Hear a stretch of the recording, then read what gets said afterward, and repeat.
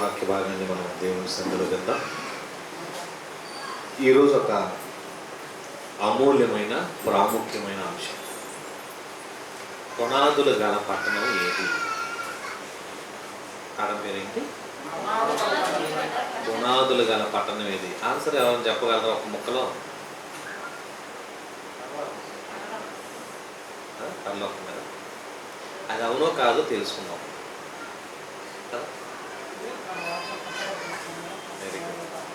ఎందుకంటే Bible open university అంటే చాలామందికి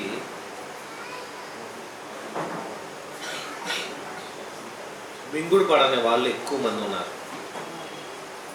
ఎందుకు మింగుడు పడదు అని అంటే, అందరిలాగా ఉండాలనేది బైబుల్ ఓపెన్ యూనివర్సిటీ మీ ఆలోచన కాదు. దేవుడు అనుకున్నట్టుగా ఉండాలన్నది బైబుల్ ఉద్దేశం. బైబుల్కి అనుకూలంగా నడవాలన్నదే బైబుల్ ఓపెన్ యూనివర్సిటీ ధ్యేయం. దాంట్లో ఎంతమంది ఇది తప్పు, ఇది అబద్ధం, ఇది నేరం, ఇది అలాంటిది, ఇది ఇలాంటిది అన్నా కూడా బైబుల్ మనం చూసినప్పుడు ఇది నిజం అన్నప్పుడు దాన్ని పట్టుకొనే ఉంటుంది తప్ప 100 మంది ఇది అబద్ధం అబద్ధం అన్నా కూడా ఒప్పుకోదు. 2 రెళ్ళు ఎన్ని? 4. ఇక దాని మీదే ఉంటుంది. 4 కరెక్ట్ కాదు, 2 రెళ్ళు 3 కాదు, 2 రెళ్ళు 5 కాదు, 2 రెళ్ళు 100 అని 100 మంది పక్క నుండి వాదించిన 2 రెళ్ళు 4 అని ఉంది కరెక్ట్గా ఆన్సర్ కరెక్ట్ అనుకో, దాన్ని పట్టుకొని నిలబడతాం మనం. బస్సులో ఎక్కిన తర్వాత పైన నిలబడటానికి యాంగ్లేర్ ఉంటుంది, దాన్ని పట్టుకున్నాం. అది పట్టుకుంటే పడిపోతాం మనం, పడిపోం. బస్సు ఎన్ని స్పీడ్ బ్రేకర్లు వేసినా గట్టిగా నిలబడతాం పట్టుకుంటే. అలాగే లోకంలో ఎన్ని ఆటుపోట్లు వచ్చినా బైబుల్ గురించి నిజం నమ్మినప్పుడు నిజాన్ని పట్టుకొని మనం వెంబడించాలి. చాలామంది అపోహపడతారు, చాలామంది మోసం చేయడానికి ప్రయత్నం చేస్తారు. ఒక పేదవాడి దగ్గర ఒక మేకపిల్ల ఉంటే 4 దొంగలు దాన్ని కొట్టేయాలని ప్లాన్ చేశారంట. ఈ 4 దొంగలు ఏం చేశారంటే 4 సెంటర్లో నిలబడ్డారంట. ఈ పేదవాడు పొలం నుంచి వస్తూ ఉన్నాడు. సంకలో ఏముంది? మేకపిల్లని చూసి వచ్చే ఒక దొంగ అన్నాడంట, ఏంటయ్యా కుక్కపిల్లని మెల్ల సంకలో పెట్టుకుని వెళ్తున్నావు అన్నాడంట. కుక్కపిల్ల ఏంటండి, ఇది మేకపిల్ల అయితే అన్నాడంట. కుక్కపిల్ల పెట్టుకొని మేకపిల్ల అంటున్నావు అని అన్నాడంట. ఈ పిచ్చోడు ఏమన్నా అన్నట్టు అంటాడు ఏంటి అని చెప్పేసి ముందుకు వచ్చినాక మరొక సెంటర్కి వచ్చేపాటికి మరొకటి అన్నాడంట, ఏంటయ్యా కుక్కపిల్లని పట్టుకో మరి అక్కడ సంకరం పెట్టుకొని తీసుకెళ్తున్నావు, నడిపించుకుంటూ వెళ్ళేదానికి కుక్కపిల్ల అంత ముద్దుగా ఉందా నీకు అని అన్నాడు. కుక్కపిల్ల కాదయ్యా ఇది మేకపిల్ల అన్నాడు. ఊరుగా కుక్కపిల్లని పట్టుకో మేకపిల్ల అంటావు, నాకు కనపడతలేదు అనుకున్నావా అన్నాడంట. ఇదేంటి అక్కడ వాడు చూస్తే వాడు డౌట్గా అన్నాడు, ఈడు చూస్తే ఈడు ఇట్లాగే మాట్లాడుతున్నాడు. అంటే దీన్ని బట్టి ఏమర్థమైంది దీనికి, ఇది నిజంగా ఎంతకు నా సంకలో ఉంది కుక్కపిల్ల మేకపిల్ల డౌట్ వచ్చింది ఆయన. ఇంతకు ఏముంది సంకలో? మేకపిల్లే. కానీ ఈ డౌట్ ఏముంది? కుక్కపిల్ల అనుకుంటున్నాడు. కుక్కపిల్ల అని అంటున్నారు ఇద్దరు అనేపాటికి డౌట్ వస్తుంది దీనికి. ఇంకో వీధి మూలకాడికి వెళ్ళేపాటికి ఇంకొక ఆయన అన్నాడంట, ఏంటండి మరీ ఇంత మీరు కాకపోతే పెంచుతున్నారు కుక్కపిల్లని, మరీ అంత సంకలో పెట్టుకుని వెళ్తారా కుక్కపిల్లని అని అన్నాడంట. నేను సంకలో పెట్టుకున్న మేకపిల్ల అయితే కుక్కపిల్ల అంటావేంటి అని అన్నాడంట. ఊరుకోండి, నేను కళ్ళు కనపడట్లేదా, మాకు కళ్ళు అనుకున్నారా, మాకు కళ్ళు మాకు తెలియదా, కుక్కపిల్లని మాకు స్పష్టంగా కనపడుతుంది మేకపిల్ల అంటావేంటి అన్నాడంట. నిజమేనా అన్నాడంట. నిజం కాకపోతే ఏందండి కుక్కపిల్లని పట్టుకొని మేకపిల్ల అంటావు అన్నాడు. అట్టగా అని చెప్పి కింద దింపి నడుచుకుంటూ వస్తున్నాడు అంట. దాన్ని నడిపించుకుంటూ వెళ్తున్నాడు. ఏమన్నా కుక్కపిల్లని తీసుకొని అందుకని అట్ట వెళ్తారు, కుక్కతో ఏం పని, ఏదైనా పెంచుకుంటే మేకలాంటిది పెంచుకో, కుక్కను పెంచుకోవడం ఎందుకు అని అన్నాడు అంట. పక్కన 4 కూడా ఈ కుక్కపిల్ల నాకు ఎందుకని ఒక తన్ను దన్నేసి వెళ్ళిపోయాడు. దేని దన్నింది? మేకపిల్ల. ఇక ఆ తన్ను దన్నేసి వెళ్ళిపోయి అంటే 4 మాట్లాడేపాటికి ఏమనుకున్నాడు? నిజం కాస్త ఏమనుకున్నాడు? అబద్ధం అనుకున్నాడు. నిజం కాస్త ఏమనుకున్నాడు? అబద్ధం అనుకొని, అబద్ధం కదా ఇది మనకెందుకు లేని ఒక తన్ను దన్నేసేసి వెళ్ళిపోయాడు. మీరు చక్కగా దాన్ని తీసుకెళ్ళి శుభ్రం కోసుకొని పండుగ చేసుకున్నారు. ఏం చేశారు? మోసం చేశారు, తెలివిగా మోసం చేశారు. అలాగే మనం నమ్మిన బైబిల్ ఎంత నిజమో మనకు తెలుసు. ఒక్కొక్కడు ఒక్కొక్క రకంగా, ఇది అలా కదా, ఇది ఇలా కదా, ఇది ఇలా కదా, ఎన్ని ఎలాగన్నా కూడా 2 రెళ్ళు ఎన్ని 4. బైబిల్ మెసేజ్లలో మీరు సోషల్ మీడియాలోకి వెళ్తే యేసుక్రీస్తు ఎలా అండి, యేసుక్రీస్తు అలా అండి, యేసుక్రీస్తు అదండి, యేసుక్రీస్తు ఇదండి, దేవుడు అలా అండి, పరిశుద్ధాత్మ దేవుడు ఎలా అండి, 2 మాటలో ఇన్ని సంవత్సరాల నుంచి లేని గొప్ప సబ్జెక్టు కలిగిన బోధకులు ఇప్పుడు ఎలా పుట్టుకొచ్చారు? ఇప్పుడు ఎలా పుట్టారు? తెల్లారి నుంచి వీళ్ళు తెల్లారిపాటికి ఎలా పుట్టుకొచ్చారు? ఈ మధ్యకాలం ఎలా పుట్టుకొచ్చారు?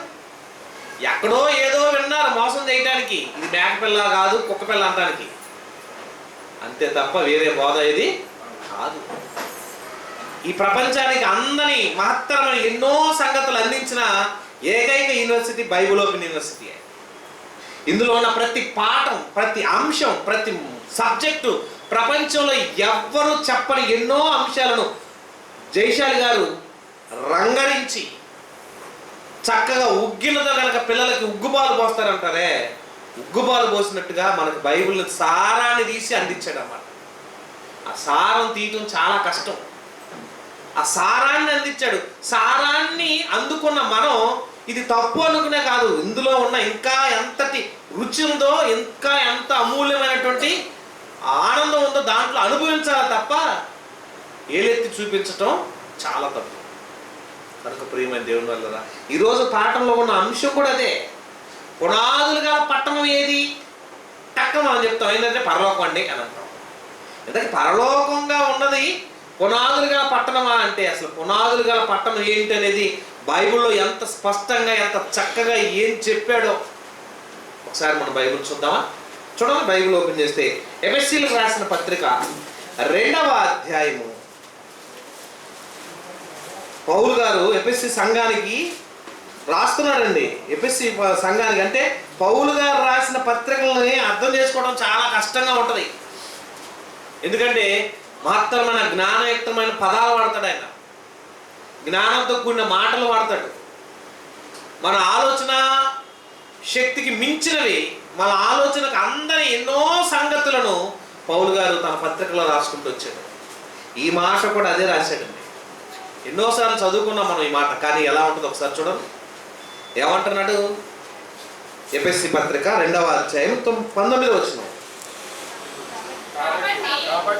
కాబట్టి మీరిక మీదట పరజనులను పరదేశులనై ఉండక పరిశుద్ధులతో ఏక పట్టణస్థులను దేవుని ఇంటి వారై ఉన్నారు. ఏమంటున్నాడండి మొత్తం? మీరిక మీదట పరిశుద్ధుల పరజనులను పరదేశులనై ఉండక పరిశుద్ధులతో ఏక పట్టణస్థులు. పరిశుద్ధులతో ఏక పట్టణస్థులు ఎవరాళ్ళు? ఎవరైతే యేసు ప్రభువుని సంరక్షకుడుగా అంగీకరించి రక్షింపబడి బాప్తిసం పొందుతారో పొందిన ప్రతి ఒక్కడు ఎవరు? పరిశుద్ధుడు. పరిశుద్ధుల జాబితాలో ఎవరు చేర్చాడు? క్రీస్తు నమ్మి అంగీకరించి బాప్తిసం పొంది మారు మనసు పొంది పశ్చాత్తాపడి ప్రభువులోకి వచ్చిన వాడు, దేవుణ్ణి అంగీకరించిన ప్రతి ఒక్కడు ఏమంటున్నాడు? పరిశుద్ధులు. పరదేశులు కాదు, పరజనులు కాదు. ఏమంటున్నాడండి? ఎవరు అంగీకరించారో వారు మాత్రమే. ఎవరు యేసు ప్రభువుని నమ్మారో, ఎవరు క్రీస్తునందు విశ్వాసం ఉంచారో, ఎవరు దేవుని అంగీకరించడానికి ప్రయత్నం చేశారో అలా అంగీకరించిన వారు మాత్రమే పరదేశులను పరజనులను కాక. ఎవరికి? దేవుడికి. నువ్వు పరాయి దేశస్థుడివి కాదు, పరాయి మనిషివి కాదు, పరిశుద్ధుడివి. పరిశుద్ధుడివి. అందుకే ఆ మాట ఎంత బాగా అన్నాడు చూడండి. పరిశుద్ధులతో ఏక పట్టణస్థులు.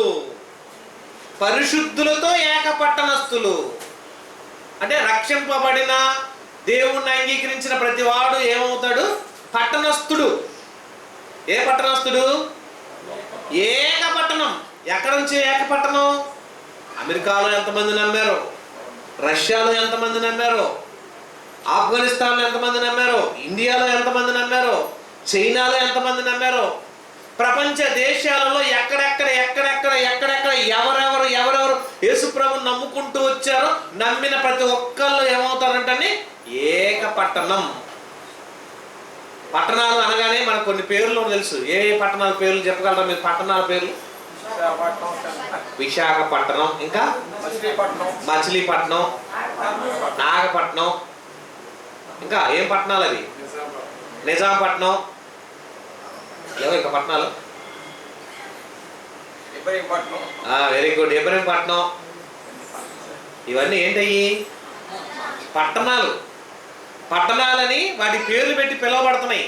కానీ ప్రభు చెబుతున్న పట్టణం ఏంటిది? ప్రభు చెబుతున్న పట్టణం ఏది? పరిశుద్ధులందరూ పట్టణం. పరిశుద్ధులందరూ ఏక పట్టణం. పరిశుద్ధులందరూ కలిసి ఏమవుతారంట? ఒక పట్టణం. మిగతా వాళ్ళందరూ పరదేశులు, పరజనులు, పరదేశులు, పరజనులు. ప్రభు నమ్మిన వారు ఏక పట్టణస్థులు. ప్రభు నమ్మకుండా ఉన్న మనుషులందరూ పరజనులు, పరదేశులు. నమ్మిన వారందరూ ఒకే పట్టణస్థులు. ఒకే పట్టణస్థులు అంటే పట్టణానికి సంబంధించిన వాళ్ళ? పట్టణమే వీళ్ళ? వీళ్ళే పట్టణం. ఏమవుతారండి వీళ్ళు? వీళ్ళే పట్టణం. ఎలాగండి? చూద్దాం మనం. ఏంటంటే చాలా మంది వీళ్ళే పట్టణమా? అవును, వీళ్ళు ఎలా పట్టణం? ఒక్కొక్కరు రక్షించబడ్డ ఒక్కొక్కరు కలుస్తుంటే ఒక్కొక్కరు ఏకమవుతుంటే ఏమవుతున్నారు? పట్టణంగా అయిపోతున్నారు. వీళ్ళు నిర్మాణం అయిపోతున్నారు. ఎందుకని ఏమన్నారు? ఆ పట్టణం ఎక్కడ ఉన్నాయి? ఎలా ఉంటుంది? మనం అనుకుంటాం చాలా విషయాలు ఏమనుకుంటాం తెలుసండి? పరలోక పట్టణం అనుకుంటాం. పరలోకం వెళ్ళటానికి ఒక పట్టణం ఉంది. ఆ పట్టణాన్ని గురించి మాట్లాడుతూ మత్తయి సువార్తలో ఒక మాట చెప్పాడండి ముందే. ఏమన్నాడు చూడండి. చాలా మంది మత్తయి సువార్త 5వ అధ్యాయము 34వ వచనం చూడండి. మత్తయి సువార్త 5వ అధ్యాయము 34వ వచనంలో ఒక మంచి మాట అంటున్నాడు. నేను మీతో చెప్పున్నది ఏమనగా ఎంత మాత్రము ఒట్టు పెట్టుకొనవద్దు. ఆకాశం తోడు అని అనమాకు. అది ఎవరిది? అది దేవుని సింహాసనం. భూమిని పట్టుకొని భూమి తోడని అనవద్దు. అది ఆయన పాదపీఠం. యెరూషలేము అంటే పట్టణం. యెరూషలేము పట్టణం అంటారు కదా. యెరూషలేము తోడు అని అనవద్దు. అది మహారాజు. ఎవరా మహారాజు? ఎవరండి? దావీదు మహారాజు. దావీదు మొట్టమొదటి ఏలిన యెరూషలేము పట్టణాన్ని ఏలింది ఎవరు? దావీదు పట్టణం. ఇంతకీ దావీదు ఏమన్నాడు తెలుసా? ఇంతకీ చదవండి, కిందకి అంటున్నాడు. అది దావీదు పట్టణము. నీ తలతోడని ఒట్టు పెట్టుకునవద్దు. చాలండి. ఇక్కడ ఏమనండి? ఇక్కడ దేవుని ఆకాశం తోడని వద్దు, అది దేవుని సింహాసనము. భూమి తోడని వద్దు, అది ఆయన పాదపీఠం. యెరూషలేము తోడని అనవద్దు, అది మహారాజు పట్టణం. ఎందుకు మహారాజు పట్టణం? ఏంటా యెరూషలేములో ఉన్న మహారాజు పట్టణం? మహారాజు ఎవరైనా? దావీదు. ఇంతకీ దావీదు ఎవరు? ఒక పట్టణం. దావీదు ఎలా ఒక పట్టణం అయ్యాడు? దేవుని ఇష్టానుసారుడైన మనుషుడు. అపోస్తలుల కార్యం 13వ అధ్యాయంలో చూస్తే దావీదు గురించి దేవుడు స్టేట్మెంట్ ఇస్తున్నాడు. ఏమని? దావీదు దేవుని ఇష్టానుసారుడైన మనుషుడు. అంటే దేవుని మనసు ఎరిగిన వాడు, దేవుణ్ణి అంగీకరించిన వాడు, దేవుని మనసు గెలుచుకున్నవాడు, దేవునికి నచ్చినవాడు, దేవుణ్ణే మెప్పించినవాడు. ఆ వ్యక్తి ఒక పట్టణం. ప్రభువుని అంగీకరించిన వారందరూ ఒక పట్టణం. ఏక పట్టణం అన్నట్టు దావీదుని ఎందుకు అన్నాడు ఇక్కడ? దావీదు కూడా ఒక పట్టణం. దావీదు ఒక పట్టణం కాబట్టి అది యెరూషలేము పట్టణం అనుకుంటున్నారేమో. కాదు, దావీదే ఒక పట్టణం. చూడండి, అపోస్తలుల కార్యములు 13వ అధ్యాయము 22వ వచనం ఏమంటున్నాడు అక్కడ?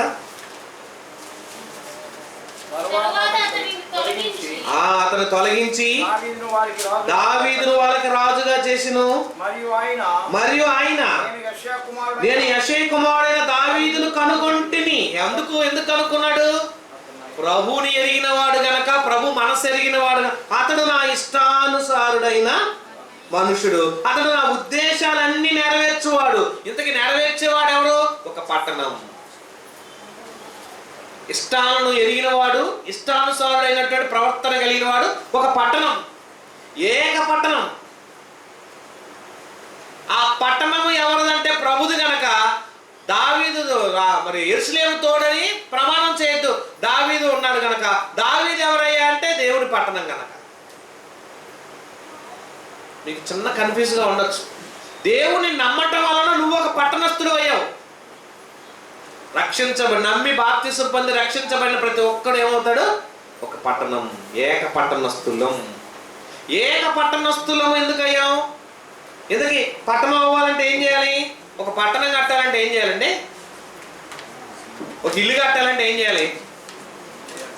ఇల్లు కట్టడానికి ఏం చేస్తామండి? పునాదులు ఉన్నాయో లేవో చేసుకుంటాం. దానికి ఇంటికి ఏం వేస్తాం? ముందు మనం పునాది వేస్తాం, పిల్లర్స్. స్టార్టింగ్ దాన్ని ప్రారంభం వేస్తాం, బేస్ అంటారు దాన్ని. ఈ బేస్ వేయడానికి ఉండాలి కదా. ఇంతకీ ఈ పట్టణం దేని మీద బేస్ అయింది? దావీదు అనే పట్టణం దేని మీద బేస్ అయింది? నువ్వు నేను దేని మీద బేస్ అయ్యాం? అబ్రహాం కూడా దేని మీద బేస్ అయ్యే వాళ్ళని చూస్తున్నాడు. చూస్తారా? యేసు ప్రభు వారు భూమి మీదకి వచ్చేటప్పటికే అబ్రహాం గారు చనిపోయారు. పౌలు గారు హెబ్రీ పత్రిక రాసేటప్పటికి అబ్రహాం గారు అప్పటికే చనిపోయాడు. చనిపోవడానికి ముందే అబ్రహాం గారు చేస్తున్న ఒక ఆలోచన ఉంది. దేని గురించి మాట్లాడాడు అబ్రహాం గురించి? హెబ్రీ పత్రిక రాసినటువంటి పౌలు గారు ఏమంటున్నాడో ఒకసారి హెబ్రీ పత్రిక 11వ అధ్యాయం 10వ వచనంలోకి రండి. ఎంత మంచి మాట అంటున్నాడు చూడండి ఇక్కడ. హెబ్రీ పత్రిక 11వ అధ్యాయము 10వ వచనంలో ఏమన్నా తెలుసా? ఏలయనగా దేవుడు దేనికి శిల్పియు నిర్మాణకుడై ఉన్నాడు. ఆ పట్టణానికి ఏమున్నాయంట? పునాదులు. పునాదులు గల పట్టణం. ఆ పట్టణం ఏ పట్టణం? ఏక పట్టణం. ఇప్పుడుదా మనం చదువుకున్నాం. ఆ ఏక పట్టణం ఎవరు? రక్షింపబడిన బాప్తిసం పొందిన దేవుణ్ణి అంగీకరించిన ప్రతివాడు పట్టణమే. అది ఎలాంటి పట్టణం? ఏక పట్టణం. అప్పుడప్పుడు మనం ఈరోజు మనం ఒక యాప్లో మన వాట్సాప్ గ్రూప్లో గ్రూప్ క్రియేట్ చేసుకుని దానికి ఒక పేరు పెట్టుకున్నాం. ఏం పేరు అది? సిబిటి కుటుంబం. ఈ కుటుంబంలో ఎవరు ఉంటారు? దారిన పోయే వాళ్ళు అందరూ ఉంటారా? రోడ్డు మీద తిరిగే వాళ్ళు అందరూ ఉంటారా? పక్కా తాగుబోతే వాళ్ళు అందరూ ఉంటారా? ఈ కుటుంబంలో ఎవరు ఉంటారండి? ప్రభువుని నమ్మిన వాళ్ళే, సంఘస్థులే, దేవుని అంగీకరించిన వారు మాత్రమే ఒక కుటుంబం. మరి పట్టణం అంటే ఏమంటున్నాడు? ఏక పట్టణం అంటున్నాడు, ఒకే పట్టణం అంటున్నాడు. ఒకే పట్టణం ఎక్కడ ఉన్నాయి? అక్కడ కొంతమంది, అక్కడ కొంతమంది, అక్కడ కొంతమంది, అక్కడ కొంతమంది, అక్కడ వాళ్ళు అందరూ కలిపి అందరూ ఒక పట్టణం అంటున్నాడు. ఈ పట్టణం అవ్వాలంటే ఏం కావాలి? బేస్, పునాది కావాలి. పునాదులు గల పట్టణం కొరకంట అబ్రహాం ఏం చేస్తున్నాడంట? ఎదురు చూస్తున్నాడంటండి. దేని కొరకు? పరలోకం కొరకు అనుకుంటున్నారు మీరు.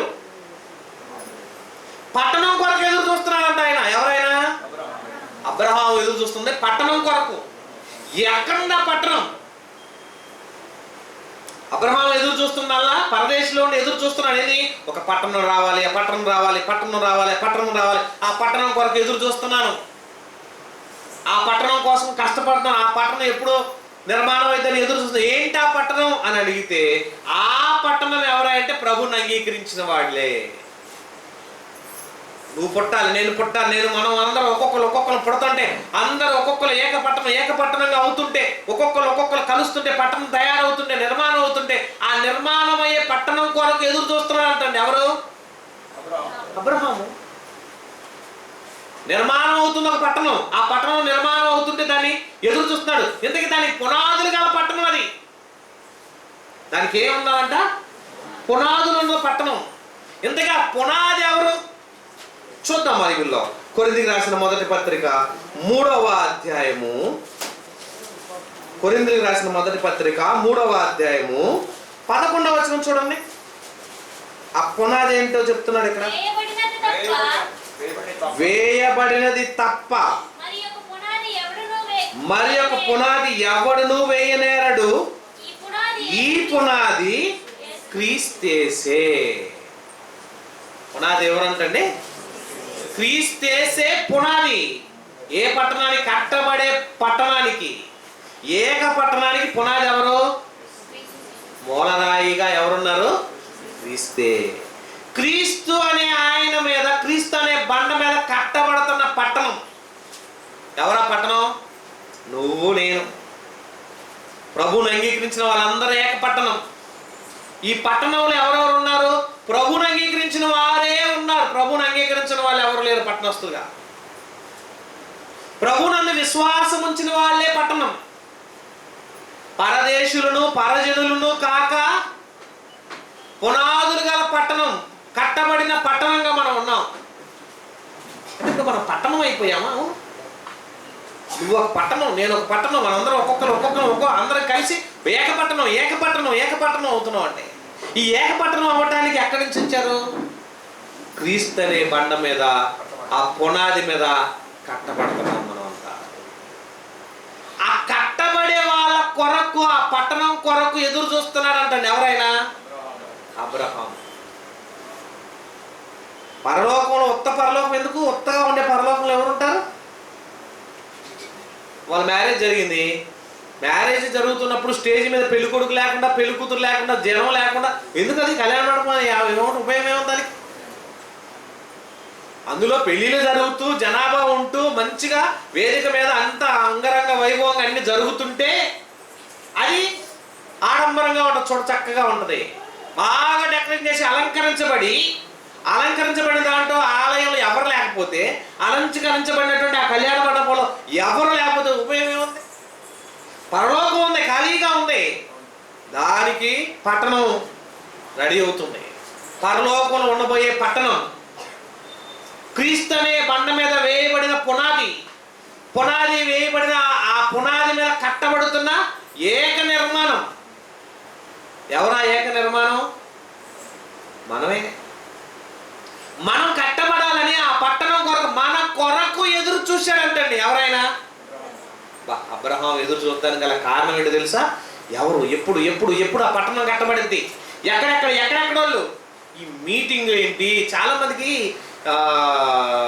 ఐదవ సోదరులకు నచ్చంది ఏంటంటే, ఈ క్రిస్టియన్ సోదరులు ఏంటంటే ఈ ప్రచారం ఏంటండి బాబు, ఇలా వాళ్ళేంటండి అంటుంటారు.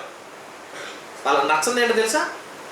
ఈ ప్రచారం ఎందుకు? వాళ్ళ దేవుడు దేవుడే, వాళ్ళ ప్రార్థనే, వాళ్ళ ప్రభువే. అయితే చెప్పాలా, తిరగాల, వెళ్ళాలా, ప్రకటించాలా? అలా అవసరమా? నమ్మేవాడు ఆడే నమ్ముతాడు, వచ్చేవాడు ఆడే వస్తాడు, ఎందుకు ఇలా అని అంటారు. కానీ ప్రభు ఏం చెబుతున్నాడు తెలుసా? ఈ పట్టణంలో కలిసే వాళ్ళందరినీ ఏకం చేయమంటున్నాడండి. ఈ పట్టణస్తులు అందరూ మనం ఏం చేయాలి? ఏక పట్టణస్తులు ఎక్కడెక్కడ ఉన్నారు. మీరు అప్పుడప్పుడు లేదా చిత్తు కాగితాలు ఏరేవాడు మీరు చూస్తే వాడు ఏం చేస్తాడు తెలుసా? ఒక కర్రకి ఒక అయస్కాంతం పెట్టుకుంటాడు. ఒక కర్రకి ఏం చేస్తాడమ్మా? రౌండ్ అయస్కాంతాన్ని మేకులు పెట్టి కొట్టి ఆ చెత్త కుప్ప అంతా తిప్పుతుంటాడండి. చెత్త కుప్ప అంతా ఎందుకు తిప్పుతుంటాడు? చెత్త కుప్పలో ఇనప ముక్కలు ఉంటాయి. ఆ చెత్త కుప్పలో ఏముంటాయి? ఇటు చేయి పెట్టి కదిలిస్తే బ్లేడ్లు దిగుతాయో, సీసా పెంకులు దిగుతాయో, లేకపోతే కత్తెరలు ఏముంటాయో, కత్తులు ఏముంటాయో తెలియదు. అందుకని ఏం చేస్తాడు? ఆ కర్రకి అయస్కాంతం పెట్టి ఆ దిబ్బంతా, ఆ మట్టి కుప్ప అంతా, చెత్త కుప్ప అంతా కదిలిస్తుంటాడు. కదిలిస్తుంటే ఏమవుతుంది? ఆ అయస్కాంతానికి అక్కడ ఒక ఇనప మొక్క, అక్కడ ఒక పిన్నిసు, అక్కడ ఒక దబ్బలం, అక్కడ ఒక ఇనప మొక్క అంటూ ఏదైతే ఉందో అదంతా టక్ టక్ టక్ టక్ అతుక్కుంటాయి. అంతా ఎందుకు గెలుగుతున్నాడు? అంతా ఆ ఇనప మొక్కలన్నీ వచ్చి అతుక్కోవాలి. మరి క్రైస్తవులందరూ ఎందుకు ఈ మీటింగ్లు పెడుతున్నారు? ఎందుకు సభలు పెడుతున్నారు? ఎందుకు స్వార్థ ప్రకటిస్తున్నారు? ఎందుకు పాంప్లెట్లు, ఎందుకు కరపత్రాలు? ఎందుకనంటే ఆ ఇనప మొక్కలైనటువంటి పరలోక పట్టణస్తులు ఎవరైతే ఉన్నారో, ఏక పట్టణంగా అవబడే వాళ్ళనో వాళ్ళు వచ్చి అతుక్కుంటారు.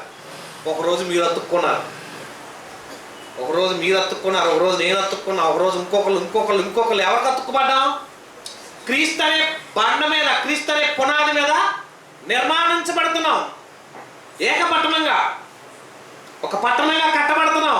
ఆ పట్టణం కట్టబడే ఆ పట్టణం కొరకు అంటే ఎవరు ఎదురు చూసింది? అబ్రహాం గారండి. ఆ పట్టణం కొరకు అబ్రహాం ఎదురు చూస్తున్నాడు. పునాదులు గల పట్టణం కొరకు. ఆ పట్టణం రావాలి, ఆ పట్టణం నిర్మాణం అవ్వాలి. ఆ పట్టణం తయారవ్వాలి. అది దేని మీద పునాది? క్రీస్తునే బండ మీద కట్టబడాలి. పునాది ఇప్పుడు ఎక్కడ ఉన్నాయి? క్రీస్తు. పునాది ఎవరు ఇప్పుడు? క్రీస్తు మీద కట్టబడిన ఏక పట్టణం. ఎక్కడెక్కడ ప్రభువులో ఉన్నారో, తాలుగింజలు సచ్చుగింజలు కాదు, సత్య సంబంధమైన పట్టణం, సత్య సంబంధమైన కట్టడం. అందుకే జయశాలి గారు అంటారు, ఏ సంఘం అనేది? సార్వత్రిక సంఘం. ఇందులో చేర్చబడేవాళ్ళు కానీ ఇందులోకి పోయేవాళ్ళు, మనం చేర్చబడేవాళ్ళం చేర్చుకునేవాళ్ళం కానీ మనం పోయి చేరేవాళ్ళం కాదు. చూసారండి, ఎవరైనా బైబిల్ ఓపెన్ చేసి బయట పోయి నేను మీలో చేరతానని అన్నాడంటే వాడు ఎందుకు పనికిరాడే? ఎందుకు? మనం చేర్చుకునే వాళ్ళం. సార్వత్రిక సంఘం ఎందుకు? క్రైస్తవ పునాదులు, క్రీస్తు అనే పునాది మీద, క్రీస్తు అనే బండ మీద కట్టబడ్డాం, చేర్చబడ్డారు. పేతురు గారు ప్రసంగించారు, మొట్టమొదటి తయారు చేయబడిన సంఘంలో, కట్టబడినటువంటి పట్టణంలో 3000 మంది బాప్తిసం పొందారు. ఎంతమంది చేర్చబడ్డారు ఆ రోజు? 3000 మంది కట్టబడ్డారు, 3000 మంది పట్టబడ్డారు, 3000 మంది తయారయ్యారు, పట్టణంగా తయారవుతున్నారు. ఏక పట్టణం, ఒక్కొక్కరు పట్టణంగా కట్టబడిపోతారు. అందరూ కట్టి పెద్ద పట్టణం తయారవుతుంది. ఆ పట్టణము తయారవటం కోసం, ఆ పట్టణం కొరకు అంటండి ఎవరు ఎదురు చూశారు? అబ్రహాము. ఈ పట్టణముతో వారు కూడా కలవాలని, ఈ పట్టణం నిర్మాణం అవ్వకపోతే, ఈ పట్టణం తయారవ్వకపోతే పరలోకానికి వెళ్ళడానికి అబ్రహాం గారికి కూడా లేదు అవకాశం. ఎందుకు? క్రీస్తు రెండవ రాకడలో ఎత్తబడేటప్పుడు వారితో పాటు ఎవరు కలుస్తారు? మనకంటే ముందుగా మృతులైన వారు కూడా మనతో ఏకీభవించి, మనం లేకుండా సంపూర్ణ కాకుండా నిమిత్తం, మనం లేకుండా వాళ్ళు కూడా వెళ్తానికి లేదు. ఈ పట్టణం ఎక్కడికి వెళ్ళాలి? పరలోకం వెళ్ళాలి. ఏదా పట్టణం? ఏక పట్టణం. ఏ పట్టణం అది? మనమేనండి. మనమే పట్టణం, మనమే ఆ పట్టణంగా ఉండిపోయాం. మనం ఆ పట్టణంగా ఉండాలని. అందుకనే క్రీస్తు ఏమన్నాడు తెలుసండి? నేనే మూలరాయి. చూడండి, ఎఫెసీ పత్రిక 2వ అధ్యాయం 20వ వచనం. ఎఫెసీ పత్రిక 2వ అధ్యాయము 20వ వచనంలో ఏమన్నాడు తెలుసండి? పునాది వేయబడితే క్రీస్తు యేసేనంట ముఖ్యమైన మూలరాయి అయి ఉండగా అపోస్తులను ప్రవక్తలను వేసిన పునాది మీద మీరు కట్టబడి ఉన్నారు. ప్రతి కట్టడము ఆయనలో చక్కగా అమర్చబడి ప్రభువునందు పరిశుద్ధమైన దేవాలయం ఒకటకు వృద్ధి పొందుచున్నది.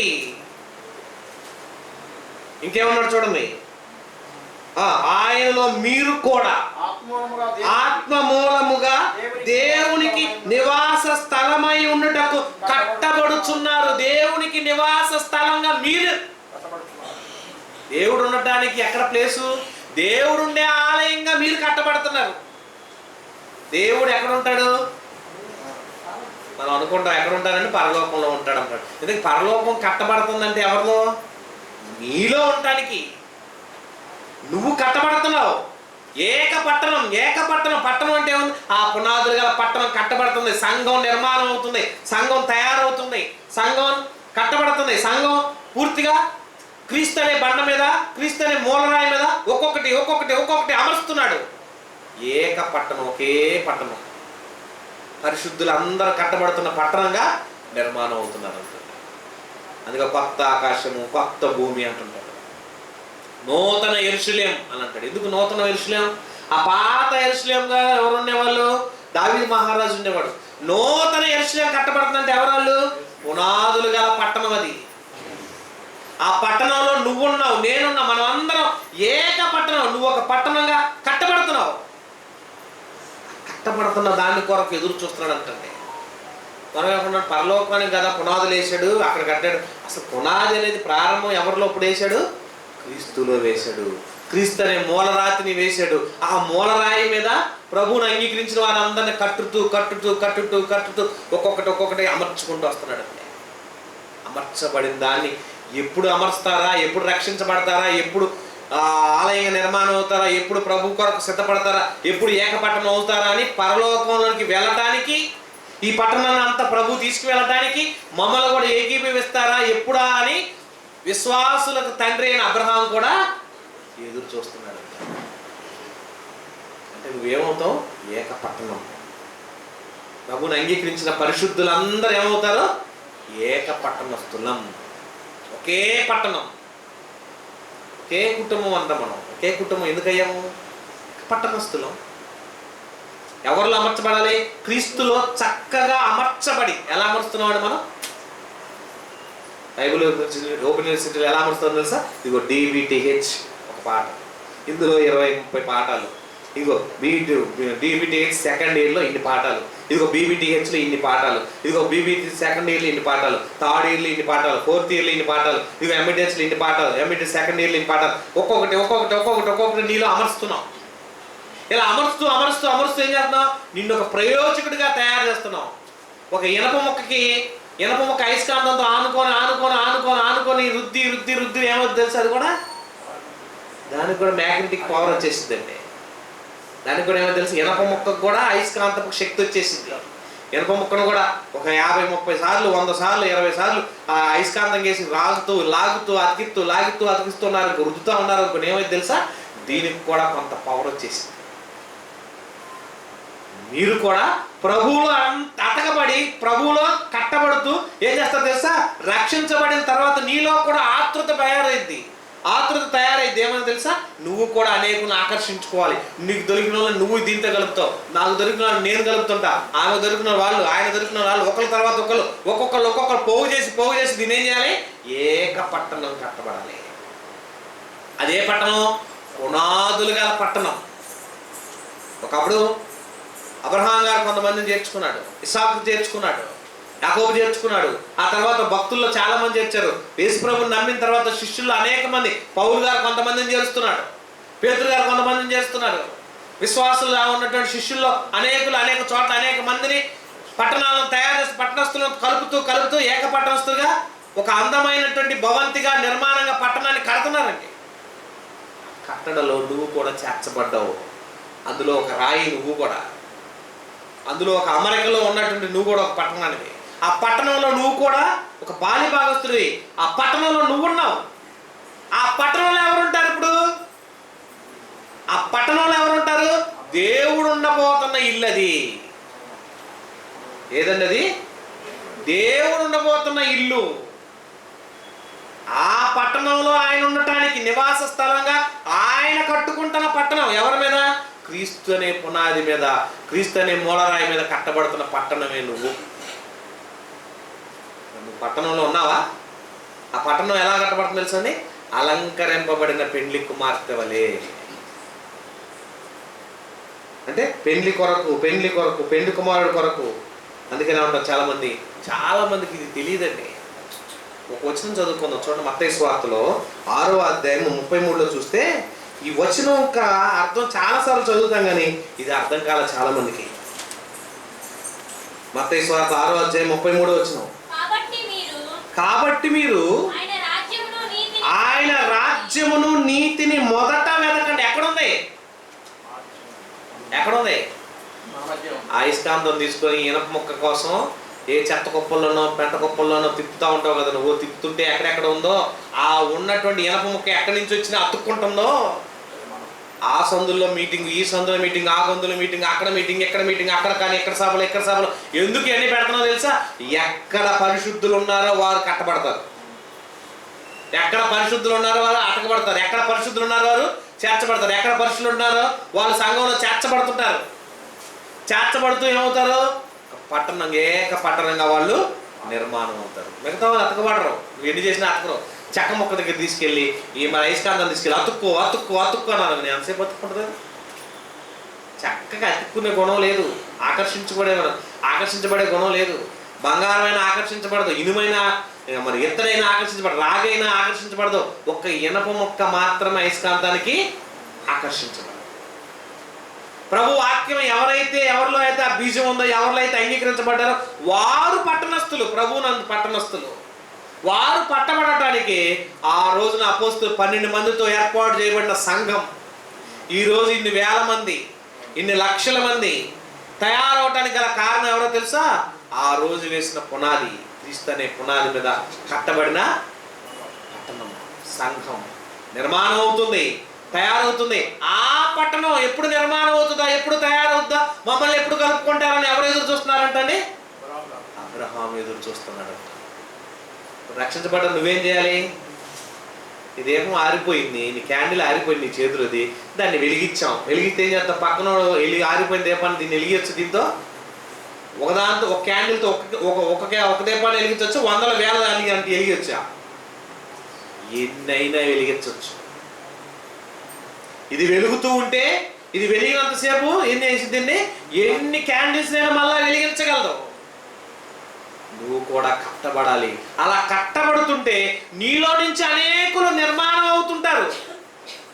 ఆ కట్టబడే పట్టణమే ఏక పట్టణం. ఆ పట్టణమే పునాదులు గల పట్టణం అన్నాడు.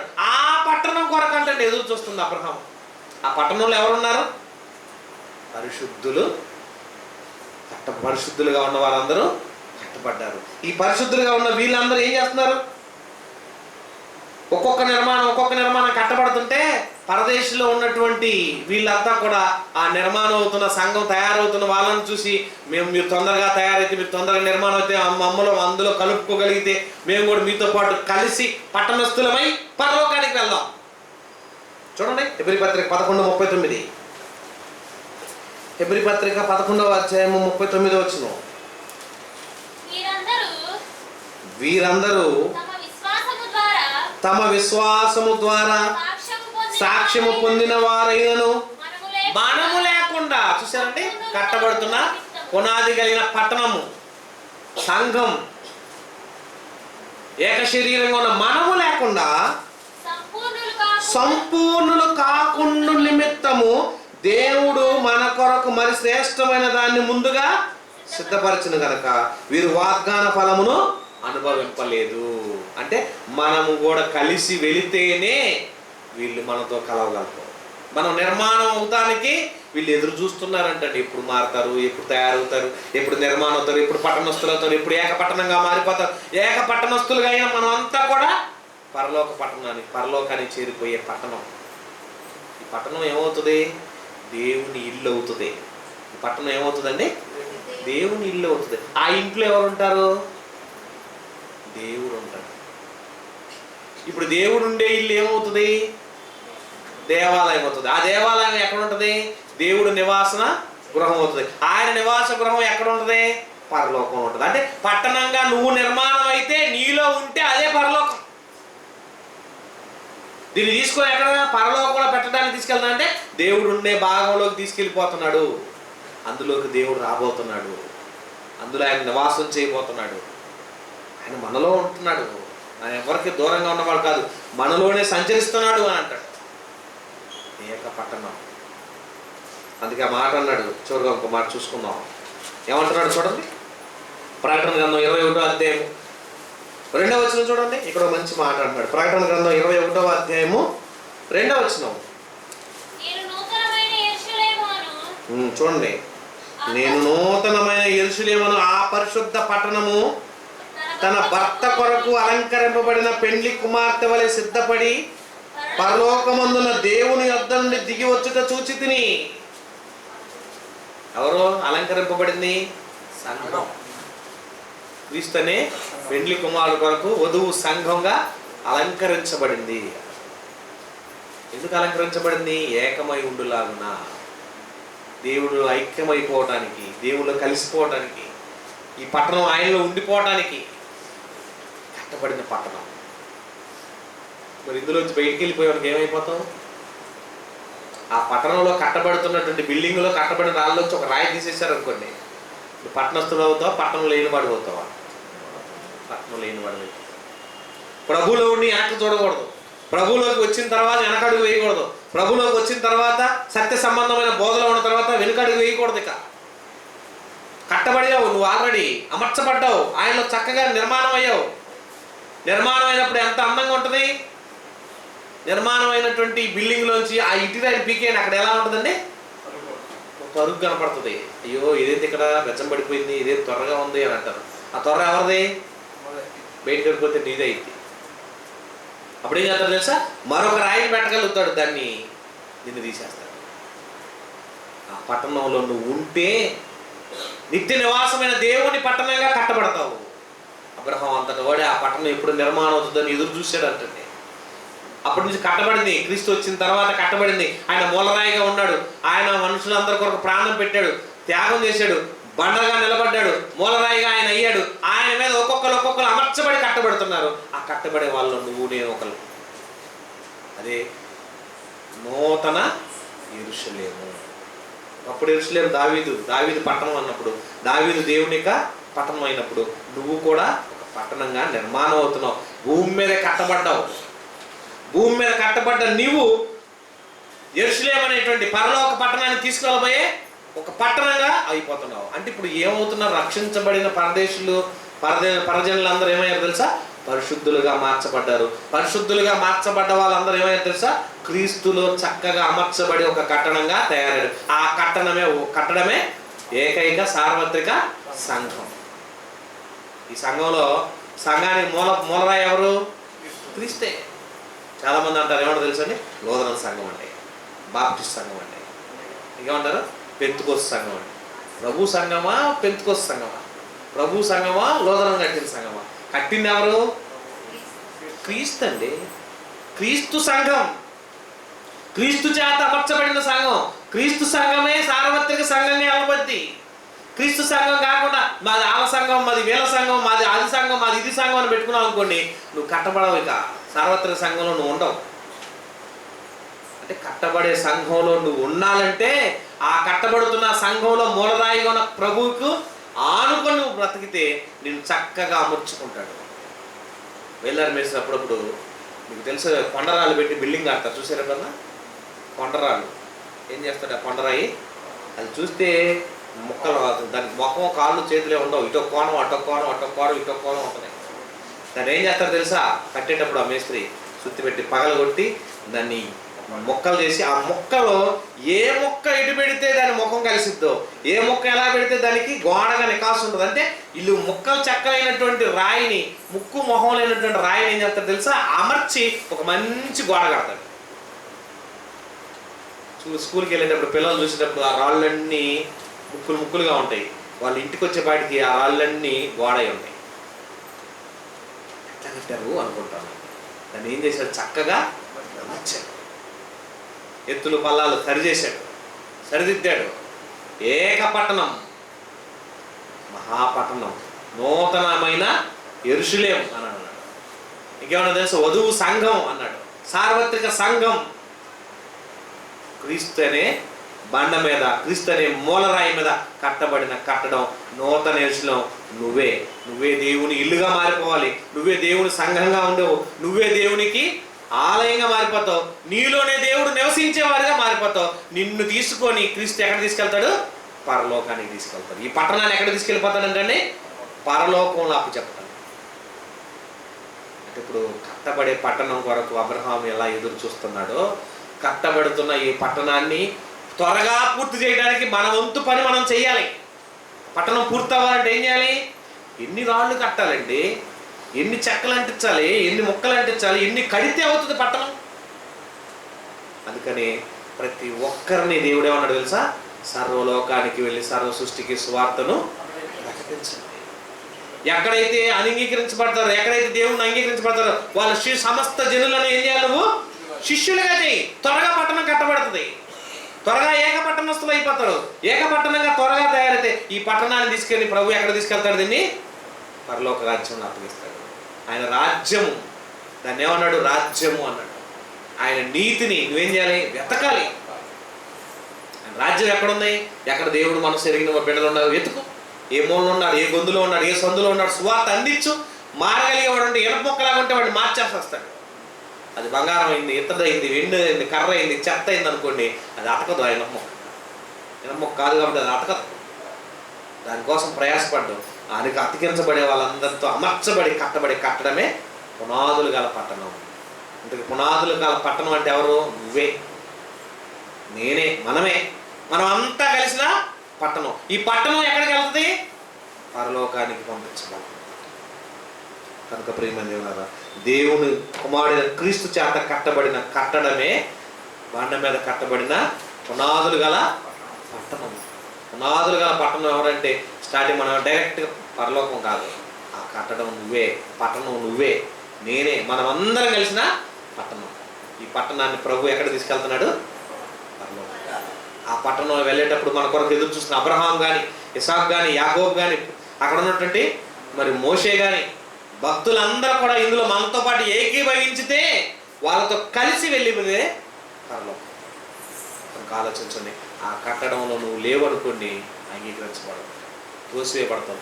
ఈ కట్టడం నుంచి వేరైనా నువ్వు పతమవుతావు. అందుకనే సార్వత్రిక సంఘంలో చేర్చబడే వాళ్ళందరినీ కలుపుకుంటుంది సంఘం, కానీ సంఘం మరొకరితో చేర్చబడదు, మరొకరిలోకి చేరదు. కనుక ఆలోచించి మంచి నిర్ణయం తీసుకుందాం. కళ్ళు మూసుకోండి, ప్రార్థన చేసుకుందాం. మహోన్నతుడైన మా తండ్రి, మీ వందనాలు, స్తుతులు, స్తోత్రాలు దేవా.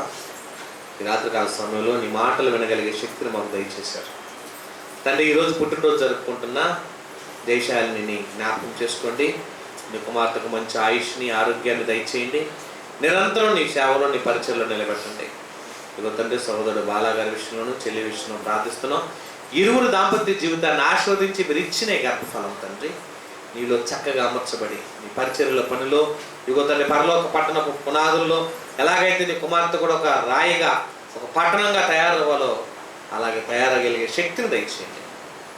విత్తబడిన మాటల్లో దోషములుంటే క్షమించి మీ కొరకు లోబడిండే శక్తిని మాకు దయచేయండి. అయినా ఇదిగో తండ్రి, చెప్పబడిన మాటలు నీ గ్రంథంలో మీ ఉనికిలో తండ్రి భద్రపరిచి అనేక ఆత్మల రక్షణార్థమై వాడబడినట్టుగా ఈ మాటలన్నింటిని తండ్రి మీ పనిలో జ్ఞాపకం చేసుకోండి. ఆ తండ్రి, మరి అందరి హృదయాల్లో అయితే ఈ మాటలు చేర్చబడ్డాయో, చేర్చబడిన ప్రతి హృదయము నీ కొరకు చక్కగా అమర్చబడే ఇదిగో కట్టడంగా తయారవటకు సహాయం చేయండి. దగ్గర నుంచి దూరం నుంచి శబ్దాంతరం ద్వారా అనేక మందికి తెలియజేస్తూ విడుచు ఉన్నారు. ఇదిగో తండ్రి, విన్న ప్రతి ఒక్కరూ నీకు లోబడి జీవించే స్వభావాన్ని అనుగ్రహించి నడిపించమని మా అందరి కోసం కలరగిరిలో ప్రాణం పెట్టి తిరిగి లేచిన క్రీస్తు వారి పరిశుద్ధ నామమున ప్రార్థిస్తూ వేడుకుంటున్నాము తండ్రి.